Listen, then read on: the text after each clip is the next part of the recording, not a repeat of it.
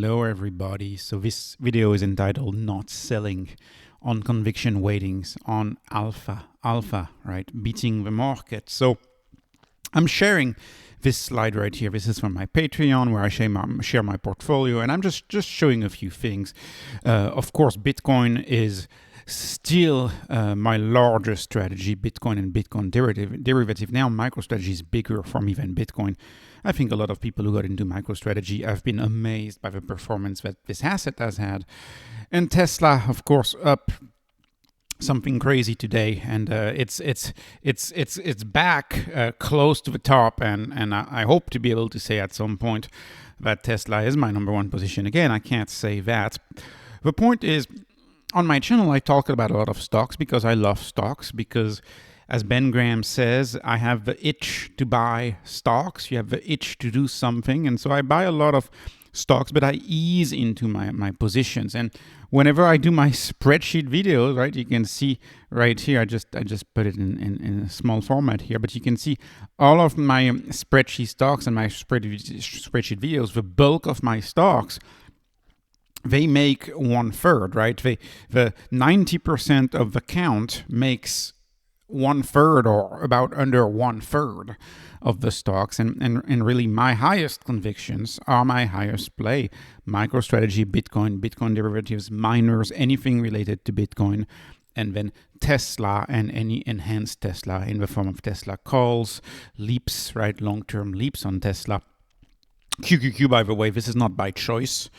This is retirement accounts, old ones from former employers, current one. Unfortunately, in the US, the best you can buy with your employer tax-free is a NASDAQ. And so that's what you do in retirement advantage accounts. That's very annoying, but that's just the way it is. This is not by choice. If I had a choice, this probably wouldn't be here, and HIMS would be the first biggest position.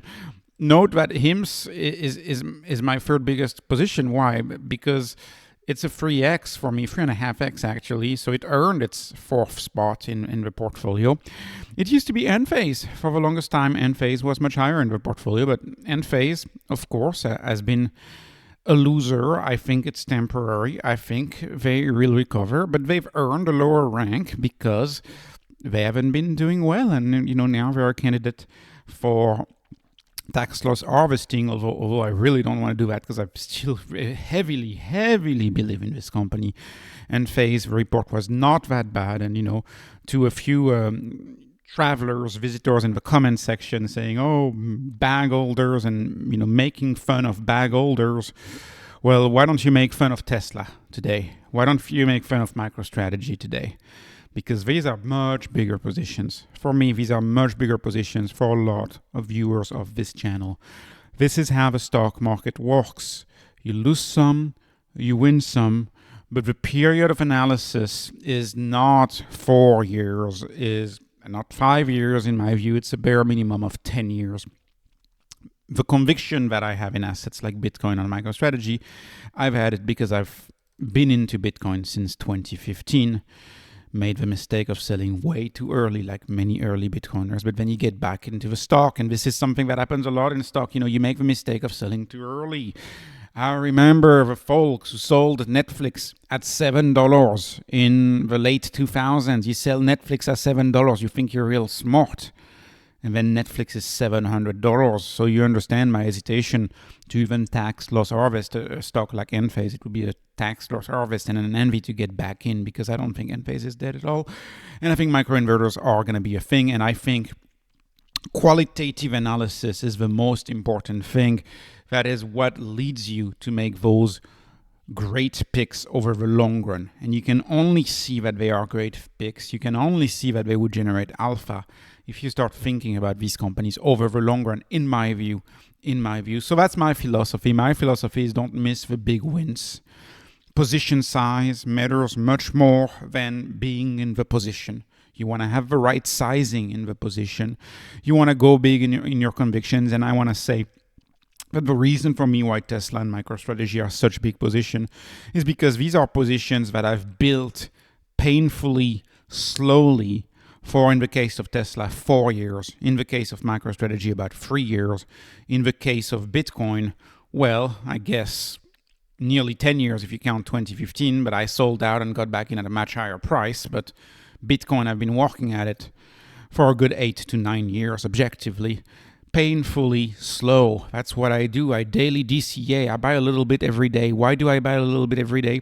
Well, first of all, back in 2016, 2017, I couldn't do that because the brokers, rent seekers that they were charging $6.99, $5.99 per trade. Today, it's very easy to do a daily DCA. You have fractional shares and you have no trading fees.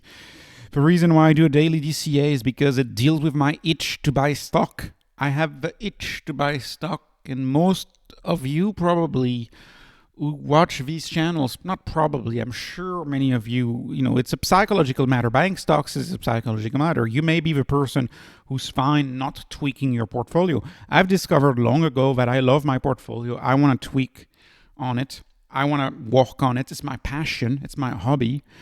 And so, yeah, teeny tiny buys every single day is how I've avoided painful mistakes and is how I've eased into wonderful trades. And MicroStrategy, it's ridiculous. I'm up 7x on MicroStrategy, and I was buying high. To quote Sailor, he'll be buying the top most of the time. And do I think Tesla is a bad price at 253? Absolutely not. But I'm not buying at 253 because look at the size of the Tesla in my position, right? So I'm not a rebellionaire, as some people say online. I'm not going to go all in on just one stock, but heavy concentration is what I love. Heavy concentration is what I like.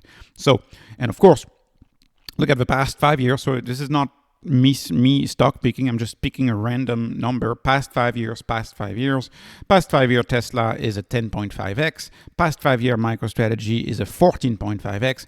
Past 5 years, the Nasdaq, what employers force you, the best investment and employers will let you have, right?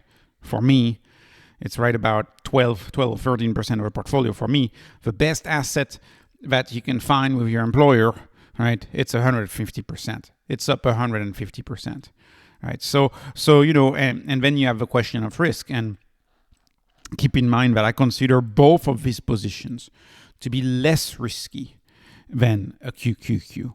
There's Costco in there. I find Costco to be extremely overvalued. There's Apple in there. I find Apple to be extremely overvalued. There's other stocks I don't find that overvalued in QQQ, like NVIDIA. I think NVIDIA is not that overvalued. I think NVIDIA is probably a good idea. No financial advice. But when I look at the QQQ, but when I look at the top 10, I scream overvalued. And I don't do that when I look at MicroStrategy. MicroStrategy, I consider MicroStrategy, the asset itself, it will fluctuate. But the underlying asset, I have a full conviction in. And Tesla, I mean, it's becoming so obvious. So let's talk about Tesla. Of course, I don't cover Tesla much on the channel. You may wonder, well, why didn't you not talk every other video about Tesla or every video out of 4 about Tesla? Why do I not talk about Tesla? It's because I'm trying to do something different on this channel. There's 50 plus channels that are huge who talk about Tesla every day. And the folks who do that are very good. So that's why I don't cover Tesla every day. Right? MicroStrategy, I still cover because there's not a lot of channels covering it yet. And HIMS and Phase, very few channels still covering it. But that's why I don't cover Tesla. But don't be fooled. I follow Tesla very closely. And my conviction is stronger than ever when it comes to Tesla. Understandably, with that high of a position, that wouldn't be prudent to not be having the highest conviction you ever have to have when you have more than one fourth of your portfolio being one position. So Tesla, casually they mentioned, Cybertruck is the third best selling EV in the US. Well, behind Model Y and Model 3. So top selling EV Model Y, second top selling Model 3, third top selling Cybertruck. Where is the competition? Is the competition coming? America is a truck country. Where I'm at in Texas, a car and a truck, they're synonyms. I see trucks every day. And I see so many Cybertrucks. So many Cybertrucks. So, and it's the states that you would think perhaps wouldn't adopt Cybertruck. I don't only assume, I travel through the US. It's the same. Went to Florida, there were a bunch of them. Trucks are a cultural American staple. And the Cybertruck, in my view, is going to be the leading truck, the truck that is the most sold. And of course, Tesla makes a lot of profit on Cybertrucks. That's why their gross margin was so excellent. And if you are the top 3 electric vehicles sold in the USA, and if you believe, like I do, if you believe that the future is electric vehicles, and I do believe the future is electric vehicles, it's so obvious to me at this point. I'm not trying to convince anyone. It's just my truth. It's so obvious to me. It's 10 times cheaper, lasts longer, drives better, accelerates faster than a sports car. For those who care, right? Leading selling point. You don't have to go to the gas station. Gas stations are leading spots for crime. You just charge it in your garage. Yes, some people live in apartments, but more and more apartments are putting in those chargers. There's so many things. Sometimes you have preferred parking. EVs very often get preferred parking in so many different businesses. You go to Walmart, you get a preferred parking spot if you have an EV, right?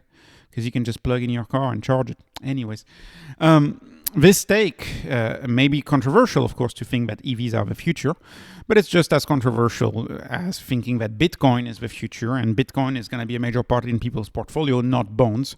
And if you look at all of the top investors right now, the Druckenmiller, the Miller, the Tudor, I saw Paul Tudor the other day, they are coming to terms with the idea of Bitcoin, not bonds. And how many people do you see saying, I don't own any bonds in my portfolio?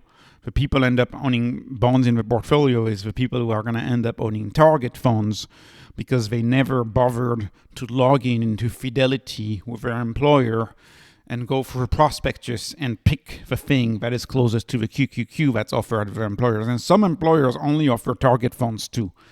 You gotta wonder how that works. Target funds, it's horrible. You have so many bonds. Anyways, no financial advice, just my opinion. Just entertainment. Okay, so I believe in Bitcoin, not bonds. I believe in EVs, not ICE. EVs, why? Because they're much more efficient, because they're cheaper, because they're better, they're safer. Bitcoin, not bonds, because I don't think the bond situation is going to get any better. I don't think the finances of countries of around the world are ever going to get any better. And I study history, and history says that the first thing to go is the currency, and bonds are contracts on the currency. That is all bonds are. They're contracts on the currency. So I believe in those things, and of course, my viewers, those who disagree, are often very loud in the comment section, and that's fine.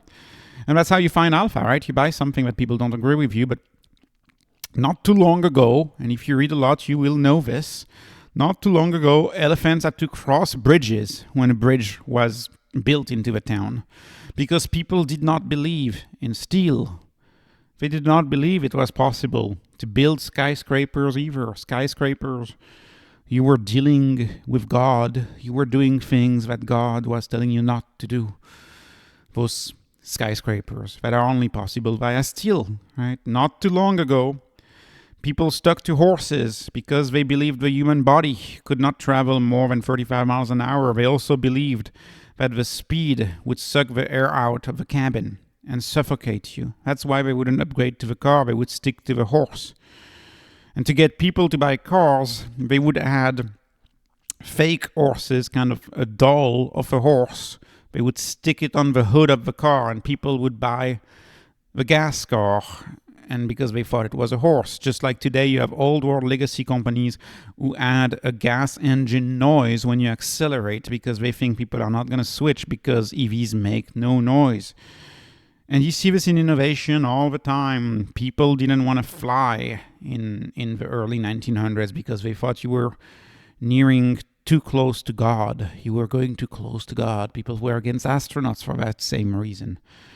People didn't want to switch to electricity because Edison had a campaign against electricity where he would go from courthouse to courthouse on Sunday to demonstrate the danger of AC in a machine he had invented. You may have heard of a so-called electric chair. So again, EVs today, we have the same fear about them, and they're heavily promoted by advocates of the status quo. And the fear is that EVs burns. Well, never mind that gas cars, gasoline is literally an explosive. Children sometimes, they make barbecue and they try to revive the fire with a little bit of gasoline from the lawnmower. And that's a common emergency room visit, because that's how you find out that gasoline is actually an explosive. Don't ever throw gasoline on the fire, right? Range is bad. They say they charge too slow, etc. Never mind that 95% of the trips are under 150,000 miles, and you never go to the gas station most of the time because you charge it at the house or you charge it at the apartment. And when you gotta charge it at a supercharger somewhere, it's 15 minutes, and you probably need a bathroom break anyways. So, anyways, these limiting factors don't hold when you look at them a little closer. And the truth is, to me, when I look at Tesla, the truth is to me is Tesla is growing like a weed. They are gaining market share again, especially in the United States, especially in China. Their market share is increasing. The market share of Tesla is increasing, kind of flat in Europe, but it's back up.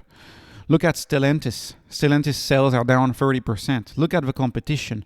The sales, all of the legacy players have negative sales. The sales are down. Look at even the EV competition. Look at Rivian.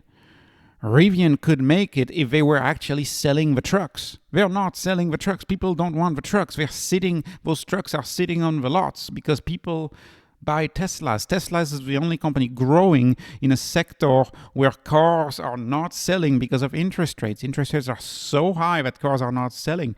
This is a company that, and I guess I'll give a little criticism of Enphase.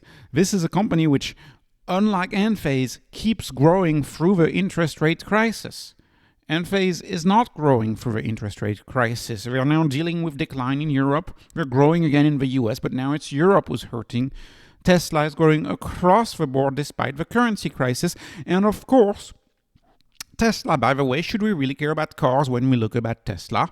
I fundamentally believe we should not, right?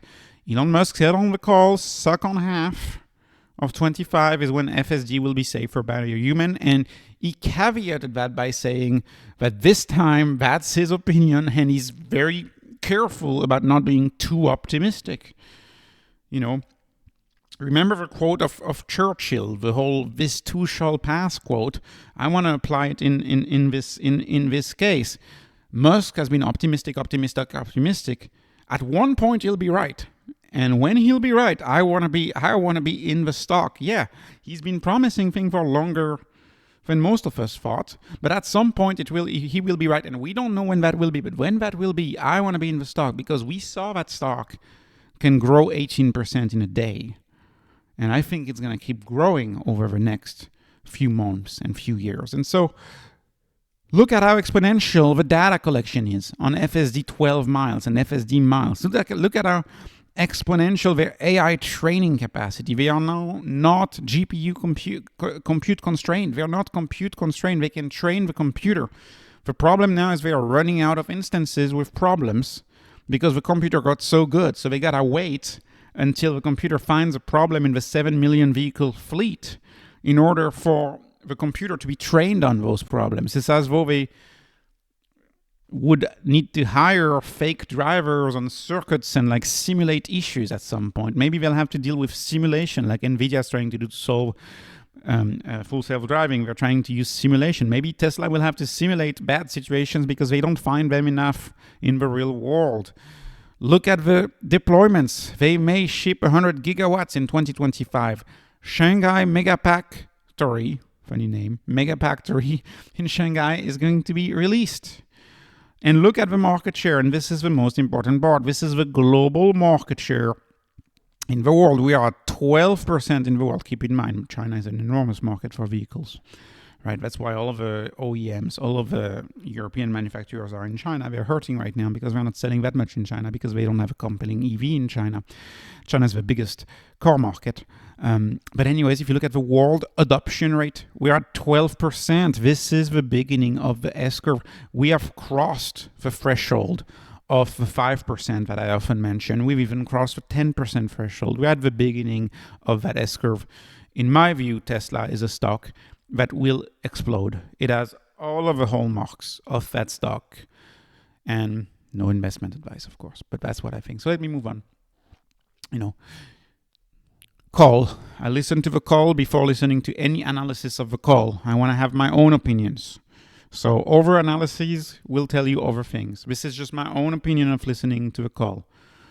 Went to the gym, fully focused, listened to the call, full attention. That's how I do calls, earnings conference calls. Elon Musk, what he said is competition has given its plans. And Elon Musk used the word surprised. Is surprised that the competition has given up plans so easily, so quickly. And they have. And that's why the share has been going back up for Tesla. Tesla is still the cheapest, most compelling vehicle by a long shot. And they want to make it more aware. This is the debate of advertising. I don't know if they're going to advertising it again. But they want to make it more aware. He talked about the next-gen platform. The next-gen platform is going to be the cybercab. He mentioned that the robotaxi is every vehicle. Every vehicle is going to be a robotaxi. The cybercab is the next-gen vehicle. And it's going to be a half order of magnitude more effective at manufacturing speeds because of the unbox process. And he mentioned something very fascinating to me, which is that, yeah, competitors can copy a car. Tesla can have a bunch of copycats. So-called Tesla killers that were supposed to come, that in 2021 everybody was saying was coming. Yeah, you can copy a car, except Tesla doesn't see itself as a maker of cars. It sees itself as a maker of a machine that makes cars. And you can't copy a plant. You can't copy the insides of one of the largest buildings in the world, of multiple largest buildings in the world. It's much harder to copy a plant. You can't copy a plant. It's not like you can buy the gigafactory in Austin and have hundreds of engineers just go through the factory. You can't do that, right? They try to copy the cars, but they won't be able to copy the plant itself. Tesla service is growing, and Elon Musk said it's growing, but we really don't want to grow it that much. We want to. The best service is no service. And he's pointing out why the vehicle is so much better, because the flaw of the dealership model is that they make very little money on the sale of cars, and they make a bunch of money on service deals and service packages and oil changes and all the things that gas cars have to do. And sure enough, if you have been unfortunate enough to go to a dealership, you will find that the service part of the dealership is often much larger than even the sales part of the dealership. Traditional auto, and of course he did not say that, but that's what I implied from what I heard. It's almost as though they needed the car to be less reliable in order for the dealer to make money. Again, what I don't understand is why most cars are not sold online today. I mean, this is 2024, almost 2025, and when you go on a website to buy any car other than a Tesla, they redirect you to a dealer, and you gotta go to the dealer and do the negotiating dance. It takes 5 hours. You have an experienced salesperson in front of you who's an experienced negotiator who does that all day. And they have this dance where they move you from room to room, and they talk to the manager, and they give you to the warranty person, and they give you to the loan person. They have you captive to try to sell you a car at a high price. That's the dealership model. Right? And this is not something online. Online, you just buy it online. What you see is what you get. To use a software reference, right? WYSIWYG, what you see is what you get. And transparency is why a lot of online businesses are winning. I believe that's why HIMS is winning, because they're very transparent and you know exactly how much you're paying for your drug that you may need. And your doctor visit, you know exactly what you're paying. That's why Amazon is winning. And I think that's why Tesla is winning. It'd be so easy for these automakers to sell online, except those dealerships, their partners, their distributors, they've passed laws and you can't really sell it online. Battery manufacturing keeps scaling. That's a major point for Tesla. Tesla's core expertise is in manufacturing. Like he said again and again and again. He talked about taking cost out of a car, how that should be a movie, and it is very tough to take cost out of a car. They are experts at building the machine that builds the machine, which is why they believe they have the best shot at making the bot at scale. This is a company that is shooting for scale. They don't want the best product, they want the scalable product. He even said in the call that the Roadster was still not out. Why? Because it's not a priority. It's a drop in the bucket. And I agree with him. They shouldn't be focusing on the Roadster. Imagine focusing the best engineers on a vehicle that's going to compete with the tiny market of Ferrari or Bugatti. Why would you even want to spend that much money? Leave that to a niche company.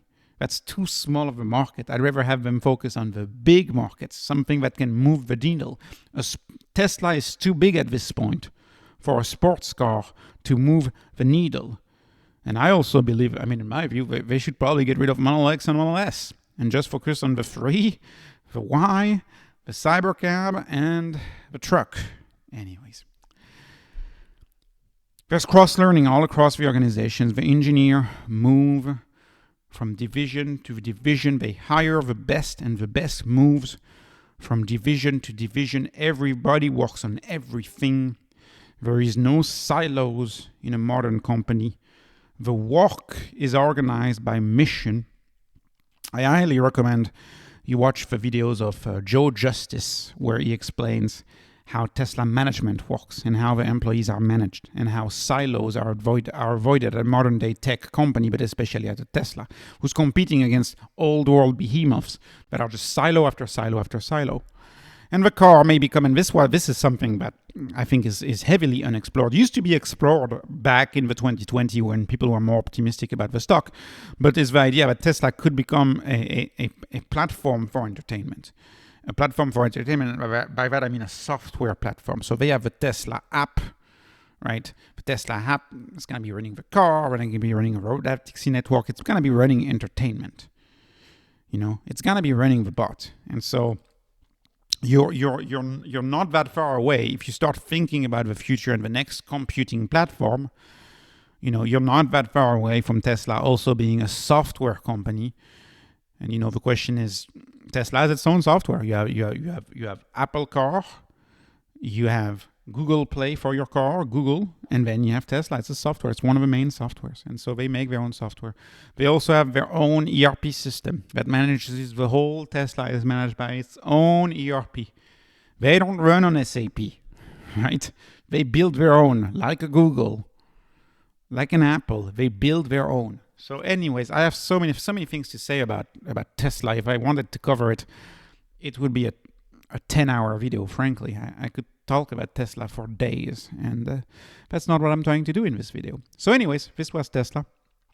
Let's move on to MicroStrategy. We're going to talk about MicroStrategy now. And MicroStrategy, it's a much simpler thesis than Tesla. MicroStrategy is the story of the end of the bonds, or not the end of the bonds per se, but the loss of meaningfulness of bonds as an asset. And so these are the models from Michael Saylor, and they're relevant because I'm talking about MicroStrategy, Michael Saylor company, and Michael Saylor put out his model as to where he sees Bitcoin headed. And of course, price doesn't matter. What matters is market cap. That's always how you should think about asset. Think about the market cap. The market cap of gold today is 15 trillion. Market cap of art is 20 trillion. In 2030, Saylor sees Bitcoin at 10 trillion market cap. Gold still growing, and a lot of people are pointing out that gold will likely keep growing at 20 trillion, and then art at 30 trillion. Again, gold, art, equities, compelling growth, right?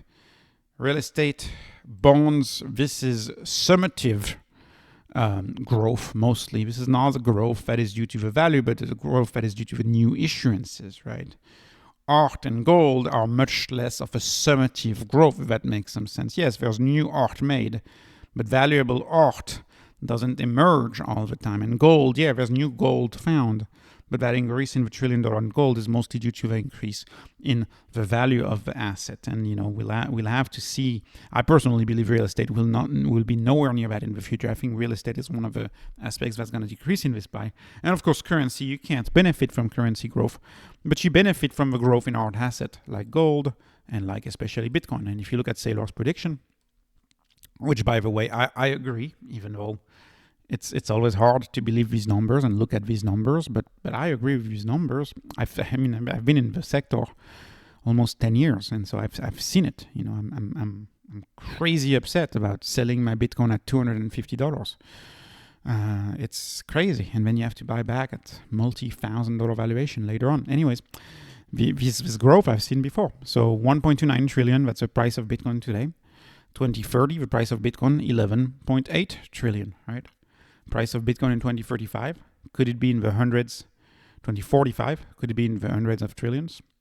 That's what Saylor believe, and if you get there, you still, you surpass art, you surpass gold, so you just take the spot of art in that chart when you're in the hundreds of trillion in 2045, but you don't overtake bonds, you don't overtake equity.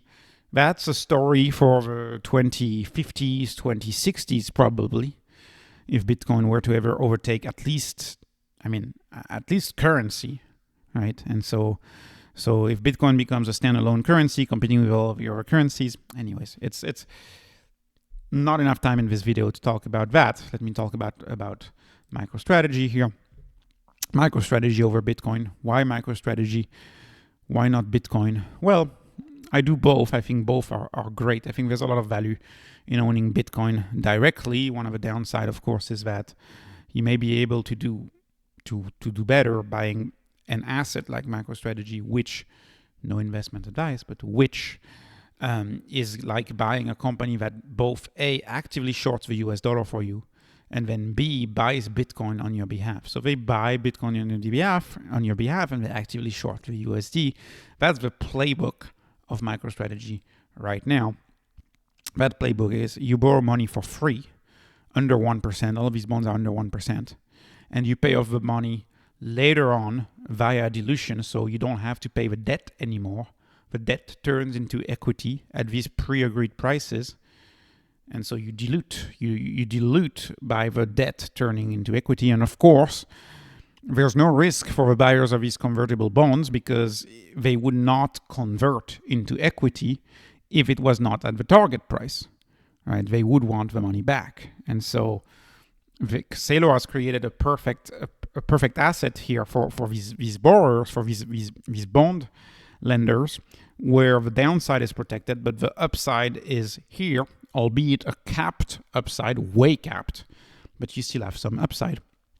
And of course, it's possible that some of these convertible debts will either be refinanced or will either be paid off through some cash source. I personally believe that Saylor could collateralize some of the Bitcoin and then borrow fiat against the Bitcoin to pay off the debt. That's something they could do. But today, that's the playbook. And the playbook is that you dilute, theoretical dilution, assuming all of these convertible bonds, turn into shares, assuming that dilution, you would dilute, assuming everything. There's no guarantee it's going to happen, but assuming everything, you would dilute the stock by 10%, but you grew the Bitcoin pie by 29%. So that is highly accretive. You dilute by 10% to add to the Bitcoin pie by 29% in 9 months. And don't forget, we have many catalysts in the short term for MicroStrategy. One of them is that if MicroStrategy keeps trading this high, it's very likely they will be in the top 75 stocks on the Nasdaq, and so it's very likely that they will be added to the Nasdaq. And if that were to happen, you would have a traditional perpetual bid. I mean, the perpetual bid.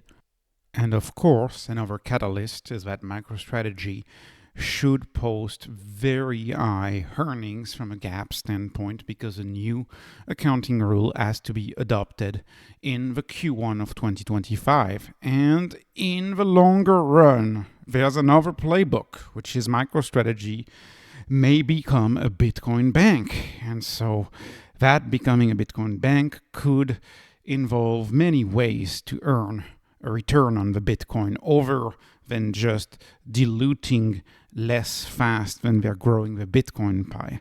They could do things like lending Bitcoin to payment rails, like the Lightning Network, or their own network, or whatever in-country network is ever developed to paying with Bitcoin and to using payment rails on a layer 2 or on another blockchain. They could lend Bitcoin to a trading pool, and Saylor in his latest podcast clearly talks about that. When you're a big holder of a stock, you are going to be paid some money to lend your stock to some other financial institution who may need it to cover a trade or who may need it to go short.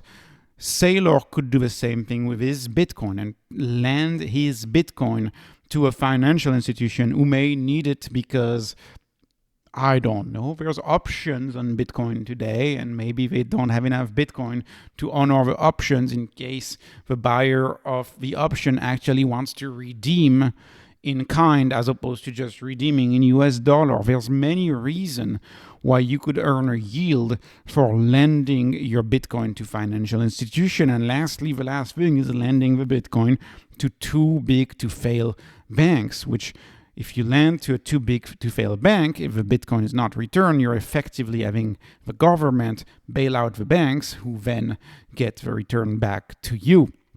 Of course, this is crazy to anybody in the traditional Bitcoin world, but we will have to see where the world is headed, where the rules are headed, and how comfortable people are 10, 20 years from now with Bitcoin. And my guess is Bitcoin will keep becoming a legitimate financial asset. As I always summarize and as I always say, Bitcoin, BTC, not bonds. And Bitcoin, not bonds is, of course, I view the way of Generation Alpha, the way of Gen Z, the way of millennials like myself. We really tend to prefer Bitcoin. And that's confirmed in so many surveys, so many financial surveys of investor preferences. And so I think that's the way of the world. That's where we're headed. Anyways, this was obviously not financial advice, not investment advice. It's just entertainment. Please like, please subscribe. Thank you for watching and have a wonderful day.